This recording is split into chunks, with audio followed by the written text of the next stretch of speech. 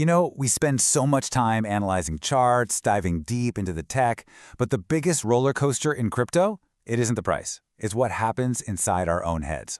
So today, we're going to look inward and really talk about the psychological side of being in this high-stakes, always-on world. Look, if you've been in this space for more than, 5 minutes, you know this feeling. The emotional whiplash is real. On one side, you've got that pure euphoria. The market's pumping and you feel like an absolute genius. You've cracked the code. And on the other, just pure dread. That horrible, gut-wrenching feeling when you're sure things suddenly drops 50% overnight.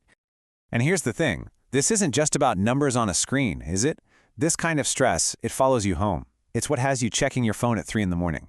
It puts a massive strain on your relationships, on your well-being, and it can turn this amazing, fascinating technology into a source of constant, gnawing anxiety. So, why? What is it about crypto that makes it so uniquely stressful? It's not just the volatility, it's more than that. Let's really break down the different factors that turn this whole market into a psychological pressure cooker. Just think about the fundamental difference here. Traditional markets, they have built-in off switches. There's an opening bell and a closing bell. They shut down for weekends and holidays. They even have things called circuit breakers to literally halt trading when things get too crazy. Crypto has none of that. It is a 24/7, 365 non-stop casino. And that always-on environment, well, it's a perfect recipe for burnout. But the pressure isn't just coming from the market itself. A huge piece of the puzzle is the community. It's us. Because, let's be honest, we aren't trading in a vacuum. We're all part of this giant, global, hyper-connected social experiment. And this communal stress, it lives and breathes on platforms like Twitter, Telegram, and Discord. These are our digital town squares. But man, they can become powerful echo chambers fast. In there, emotions, both the good and the bad, spread like wildfire. You're not just managing your own feelings anymore, you're absorbing the collective mood of thousands of other people. And it's inside these echo chambers that something like FUD really takes hold. Fear, uncertainty, and doubt. All it takes is one negative rumor, one scary-looking chart, and it could ripple through these groups in minutes. What happens next? Collective panic, which almost always leads to people selling at the absolute worst time. Then you've got the flip side, its equally dangerous twin, FOMO. Ah yes, the fear of missing out. That's the anxiety that screams at you to jump into a trade impulsively because it feels like everyone else is getting rich without you. Both FUD and FOMO are these incredibly powerful emotional triggers that just short-circuit all rational thought. Okay, so we've laid out the problem. We get the unique pressures from the market and the community. So the big question is, what can we actually do about it?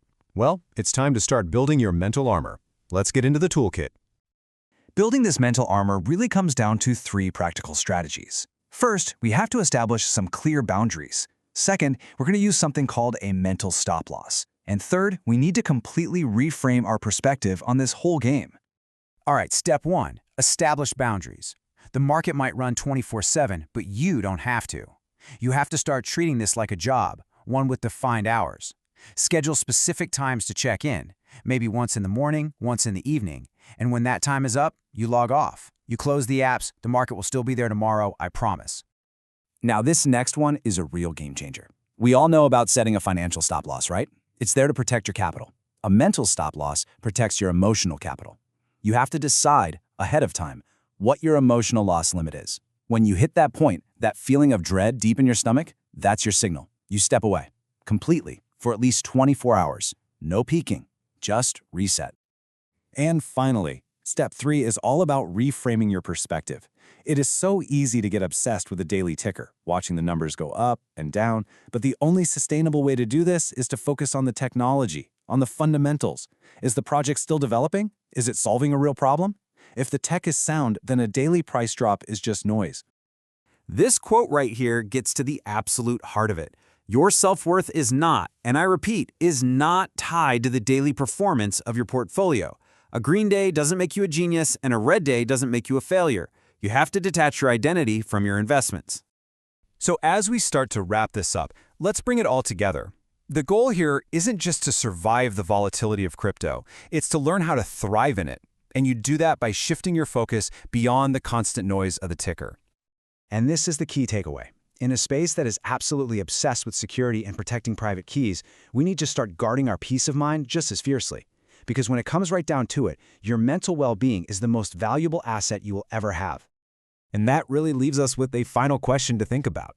In a market that is defined by nothing but extreme ups and downs, maybe the ability to stay calm, to stay rational, and to stay resilient isn't just a helpful skill.